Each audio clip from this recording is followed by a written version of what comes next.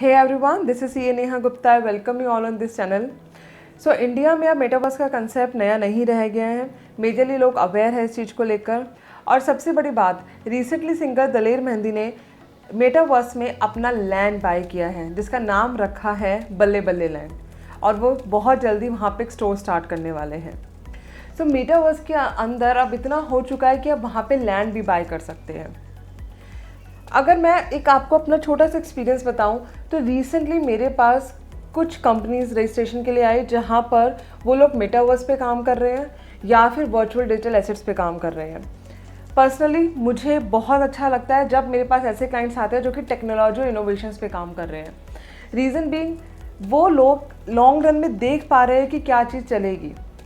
अब हो क्या रहा है, मेटावर्स पे भी ई कॉमर्स ऑपरेट हो रहा है, बिजनेस मेटावर्स पे पहुंच चुका है. तो जब लोग अभी से ये सोच रहे हैं कि लॉन्ग रन में मेटावर्स के थ्रू काफ़ी सेल आने वाली है तो अभी से उस पर काम करना चाहिए, तो कहीं ना कहीं ये लॉन्ग टर्म विजन को इंडिकेट कर रहा है. सो इसलिए हमेशा रिक्वेस्ट कि आप टेक्नोलॉजी इनोवेशंस पे काम करिए, इसी के थ्रू आप लॉन्ग रन में अपने बिजनेस को ग्रो कर पाएंगे. तो चलिए स्टार्ट करते हैं. इस वीडियो को बनाने का मकसद भी मेरा यही था कि जब मैंने उनके लिए टैक्सेशन को समझा तो मुझे लगा कि शायद मुझे इसके लिए वीडियो बनानी चाहिए, क्योंकि बहुत कम लोग अभी मेटावर्स से होने वाले इनकम पे टैक्सेशन के बारे में अवेयर हैं. तो इसलिए अगर आपको भी अंडरस्टैंडिंग चाहिए, इस वीडियो के थ्रू मैं बेसिक अंडरस्टैंडिंग आपको दे रही हूँ कि किस किस तरीके की इनकम आप मेटावर्स से कर सकते हैं और वो कैसे कैसे टैक्सेबल होने वाली है. तो आप इस वीडियो को जरूर एंड तक देखिएगा. मेजरली मैं हर तरीके की इनकम इसमें कवर करने वाली हूँ. बहुत इंपॉर्टेंट वीडियो है, काफ़ी रिसर्च के बाद मैंने बनाई है. अपना रिव्यू भी प्लीज़ मुझे कमेंट्स में ज़रूर बताइएगा. तो चलिए स्टार्ट करते हैं अपना वीडियो.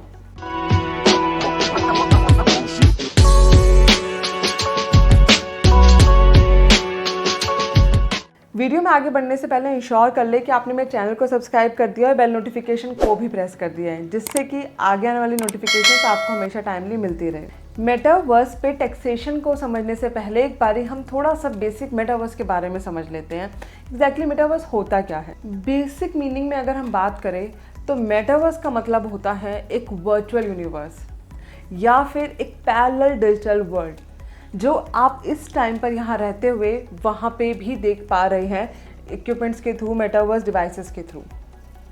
तो वहाँ पर भी यानी कि वर्चुअल वर्ल्ड में भी आप सेम वो काम कर सकते हैं जो आप यहाँ पर कर पा रहे हैं, रियल वर्ल्ड में कर पा रहे हैं. आप वहाँ पे शॉपिंग कर सकते हैं, आप वहाँ पे घूम सकते हैं, वहाँ पे एंटरटेनमेंट एंजॉय कर सकते हैं, वहाँ पे हर वो तरीके का काम कर सकते हैं जो अभी आप यहाँ पे कर रहे हैं. तो इसीलिए बहुत सारी कंपनीज़ को वहाँ पे बिजनेस दिख रहा है.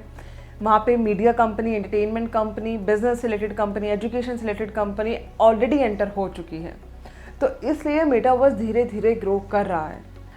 एक न्यूज़ के अकॉर्डिंग वर्ल्ड वाइड किसी भी इंडिविजुअल का स्क्रीन टाइम 6 hours 57 minutes है डेली बेसिस पे. ये है एवरेज टाइम.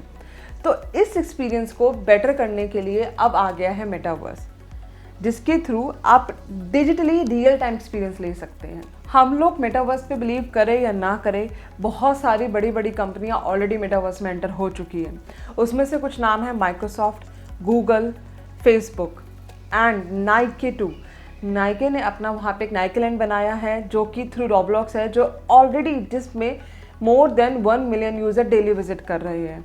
सो कंपनीज़ को करना क्या होता है, एक सिंपल सा कंसेप्ट है, उन्हें मेटावर्स में एक स्पेस लेना होता है जिसके थ्रू वो वहाँ पे इवेंट भी कर सकते हैं, अपने प्रोडक्ट्स को शोकास्ट भी कर सकती है, जिसके थ्रू वो सेल्स जनरेट कर सकते हैं और इनकम भी जनरेट कर सकती है.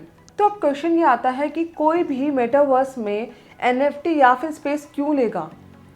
तो जैसे कि हमारा इकोनॉमिक्स का कंसेप्ट है कि जैसे ही किसी भी आइटम की डिमांड बढ़ जाती है या स्कैसिटी हो जाती है, उसके प्राइस में एप्रिसिएशन आ जाता है. अगर मैं नाइके का एग्जांपल लूँ तो नाइके ने वहाँ पे अपने मोर देन 20,000 प्रोडक्ट लॉन्च करे और उसमें से 98 प्रोडक्ट्स तो उन्होंने स्कैसिटी की तरह यानी कि लिमिटेड एडिशन की तरह ट्रीट करे.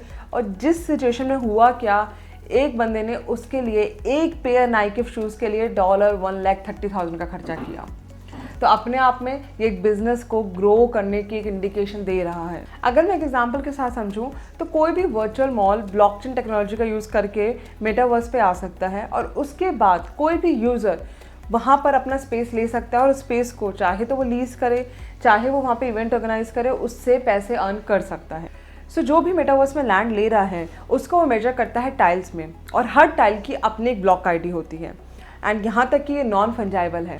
इसको ब्रेक करके समझते हैं। फंजाइबल मीन्स जिसका कोई सब्स्टिट्यूट हो सकता है, एंड सो नॉन फंजाइबल मीन्स जिसका कोई सब्स्टिट्यूट नहीं है, जो कि इरिप्लेसेबल है। तो it means it can be sold as an NFT। तो आई होप आप लोगों को अभी तक मेटावर्स की बेसिक अंडरस्टैंडिंग तो हो गई होगी।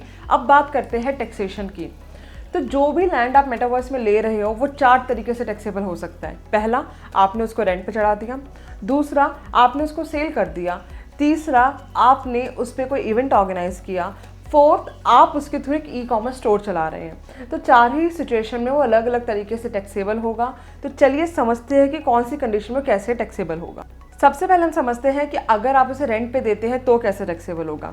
अब आपको लग रहा होगा कि अगर हम रेंट पे दे रहे हैं तो simple income from house property जैसे कि नॉर्मल रेंटल इनकम टैक्सेबल होती है वैसे ही होनी चाहिए। तो ऐसा बिल्कुल भी नहीं है। ये इस तरीके से टैक्स नहीं होने वाला है। इसका जो टैक्सेशन है वो अभी के लिए इनकम फ्रॉम अदर सोर्सेज में ही जाएगा। यानी कि आपको जो 30% की स्टैंडर्ड डिडक्शन मिलती है इनकम फ्रॉम हाउस प्रॉपर्टी में, वो आपको नहीं मिलेगी। अगर आप यहाँ पे अपना ई-कॉमर्स बिजनेस चला रहे हैं तो नॉर्मल जैसे ही आप बिजनेस चलाते हैं उसी तरीके से ये भी टैक्सेबल होगा। आपको अपने एक्सपेंस माइनस करने और नेट प्रॉफिट पे टैक्स दे देना है। अगर आप अपने वर्चुअल लैंड को सेल कर देते हैं तो ध्यान रखिए कि इसका taxation normal long term capital gain या शॉर्ट टर्म कैपिटल गेन की तरह नहीं होगा। जैसे आप नॉर्मल यहाँ पे लैंड बेचते हैं उस तरीके से टैक्सेबल नहीं होगा। बिकॉज इसके लिए निर्मला मैम ने डिफरेंट सेक्शन ऑलरेडी बजट में, लेटेस्ट बजट 2022 में अनाउंस किया था, जिसमें उन्होंने कहा था कि एज पर सेक्शन 115 BBH आपको 30% टैक्स देना है ऑन वर्चुअल डिजिटल एसेट। और साथ में आप ना ही कोई एक्सपेंस क्लेम कर सकते हैं और ना ही कोई लॉस को कैरी फॉरवर्ड सेट ऑफ कर सकते हैं। तो यहाँ पे long term short term capital gain की तरह नहीं ट्रीट होगा, वर्चुअल डिजिटल एसेट की तरह ट्रीट होगा और आपको इसके ऊपर 30% टैक्स देना होगा। फोर्थ कंडीशन में अगर आप यहाँ पे कोई इवेंट करते हैं और इवेंट से कोई इनकम अर्न करते हैं तो नॉर्मल वो आपकी बिजनेस इनकम की तरह ट्रीट होगी और बिजनेस इनकम की तरह ही टैक्स लगेगा। ध्यान रखिए कि अब इसके ऊपर TDS भी डिडक्ट होगा। रीजन बीइंग अब से वर्चुअल डिजिटल एसेट्स पे TDS भी लग चुका है, जो कि एप्लीकेबल होगा फ्रॉम 1 जुलाई 2022 ऑनवर्ड्स। उसके बाद आप इनकम भी असेस कर पाएंगे थ्रू TDS। सो ये तो बात थी टैक्सेशन की, किस तरीके से आपको मेटावर्स पे टैक्स देना है। बट स्टिल अगर आपकी कोई और भी क्वेरी है मेटावर्स से लेकर, मतलब ऑब्वियसली टैक्सेशन से लेकर, तो आप मुझे कमेंट सेक्शन में बता सकते हैं। I would love to help you. Till then मिलते हैं नेक्स्ट वीडियो में। Bye bye.